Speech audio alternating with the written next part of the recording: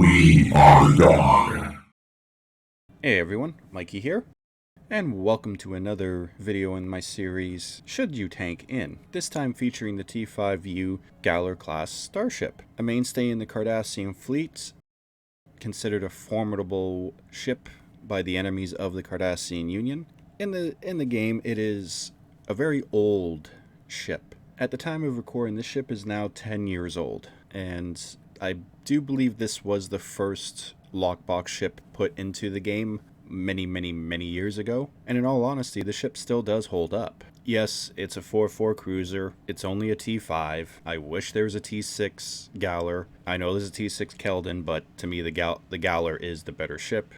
I've always had a soft spot for this ship, and to those of you who play Star Trek Armada 2, yeah, you know just how good these ships are. And also during the Dominion War, the Cardassian Galors were a mainstay in the Dominion fleet, and they did considerable damage. And even when the Cardassians changed allegiances to the Federation, that was, you saw the Galor wreck ship. So I decided to do another tanking test to see if this ship can do it. You know, similar to my Decor video.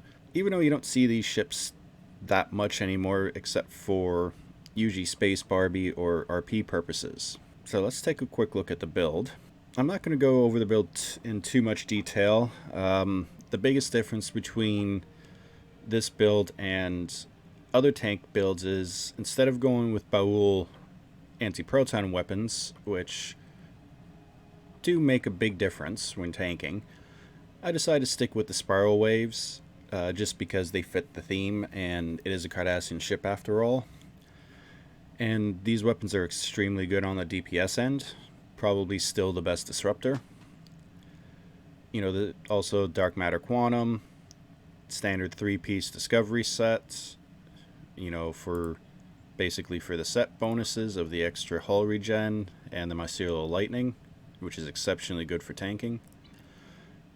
Competitive impulse engines for the speed boost. Consoles is a little close to what I normally run, but a few adjustments. I'm running the tachynetic converter for the extra turn rate. Even though this is a mid-size cruiser, when tanking you can't have too much extra turning. I'm using the multi-target tractor arrays for a little bit of crowd control and extra damage, because it is an AoE. Using the Dominion targeting synchronizer. Two reasons I'm using this. First of all, for the team-wide haste, including yourself, and extra haste means extra damage. And also because it fits a theme that Cardassians were a member of the Dominion, so it would make sense that some Dominion technology would make its way into the Cardassian fleet. DPRM, because you always need the oh crap button when tanking. Tricobalt Tear for the initial attack and AoE and DOT. Ion Storm for the extra threat generation. Genesis Seed for crowd control and to help eliminate the trash left over on the generators. Hull Image Refractors for the extra hit points when hull healing. And again, when tanking, you never use the clicky for this console. And using the Colony Infuser Matrices, again, for the extra healing. The biggest challenge when tanking with a T5 ship is the lack of specialization seatings. And with this particular ship, also no gravity well. But I still managed to get 4 Yukon procs, which I was actually surprised I could get that many, but hey, whatever works, works. Pretty much not going to go over everything in too much detail. This is pretty much a standard tanking loadout. For traits, this is where it gets a little interesting, Space traits, it's pretty much standard what I would normally run on most tanks. I'm not going to run through all of them. The ship traits, however, I will go over, and that's, you know, emergency weapon cycle. Again, power cost and hastes. Anytime you're doing an energy build, it is worth it, even with a tank, because haste means you're firing your weapons more often, and that means more threat. Attack pattern Delta Prime, just to help with the crits.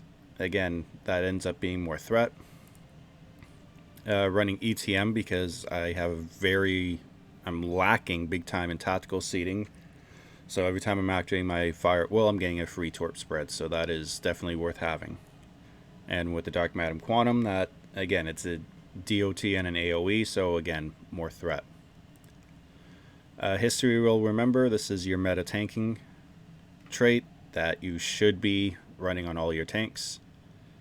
Extra damage, extra threat, everything. This is the tanking trait. So if you want to get into tanking, make sure you get that the T6 support cruisers or the legendary ambassador, because this is the one trait you definitely have to have with tanking. And then I am using redirecting arrays, which comes from the Tucker, the miracle worker.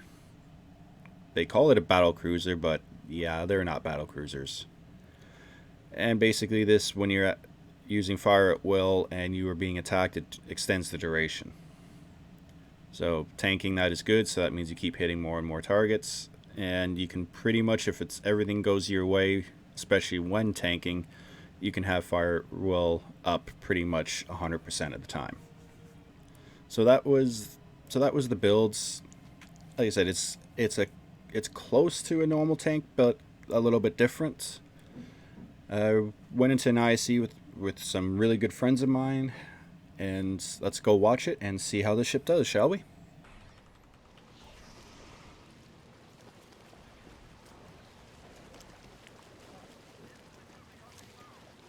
I got the painkiller.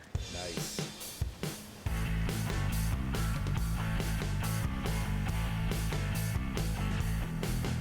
Will brought his tank.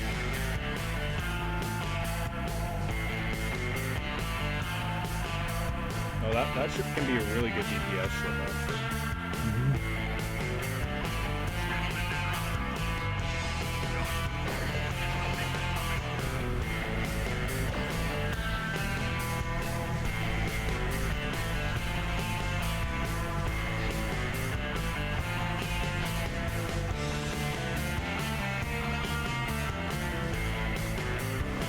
Oh, my poor frames.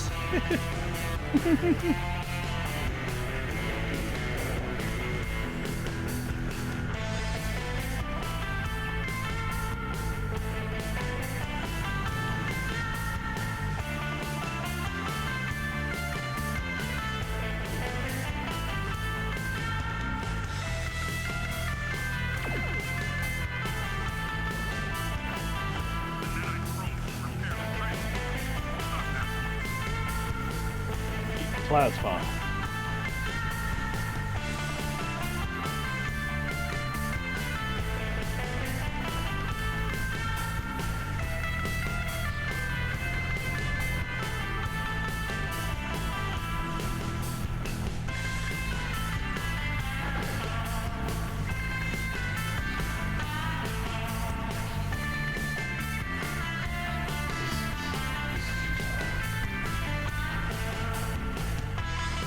Oh, I love it when invasive misfires.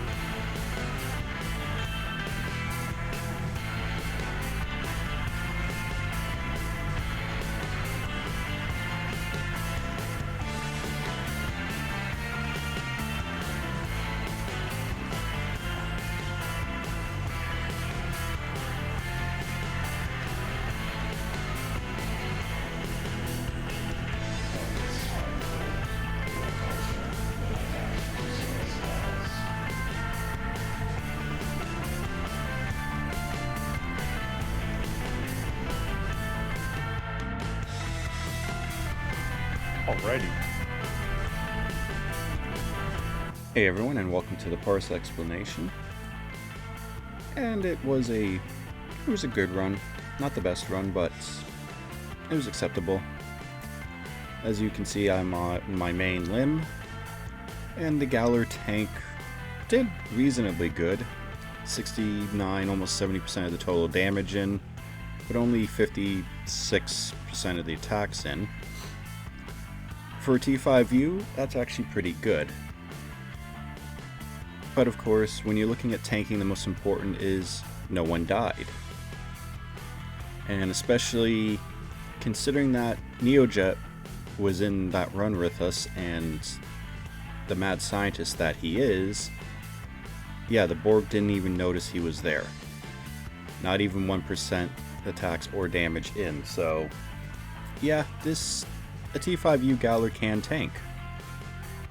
I do think it could have done better if I used the Baul weapons, but I wanted to stick to the theme of the spiral waves because it's a Cardassian ship. Other people in the run, of course, are my good friend JB and my good friends Ziltoid and Will. Both are fairly new players and both are making very good progress. So it was really good to have you guys on that run. Thank you. So there you have it. As expected, this ship did slightly above average. Just, you know, if it did 60%, I would be a lot happier, but I'll take what I can get, especially with that group. And in all honesty, sure, you can tank in it. No, there's no getting around that. Should you tank in it? Yeah. But it's not something, again, I would never take into doing, like, anyone doing a serious run. If you're just goofing around with friends and having for fun runs, sure, why not? Or if you want to do, because I know a few of my friends, we talked about doing this, maybe like an all Cardassian ship run, then yeah, absolutely. It's a shame that you can't get this ship any other way than buying the Cardassian bundle in the C-store. I wish this ship was in the Infinity T5 boxes because this is a good ship, and we all know those Infinity T5 boxes, you know, those ships go for dirt cheap on the exchange. Like, yes, they're T5s, but T5 ships can handle advanced content no problem with the right build, and even some of the elite content T5 ships can definitely do. So I have rambled on long enough. I'm just going to say flat out, yes, this ship can tank.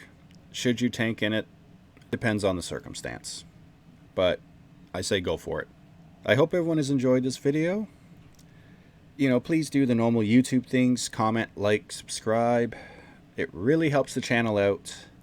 And also, don't forget to go over to Twitch and give me a follow on Twitch and catch my streams. I'll be streaming 1 to 3 times a week. Having some fun in STO and some shenanigans, so it's always good. So until the next video, hope everyone has a great day. Bye-bye for now.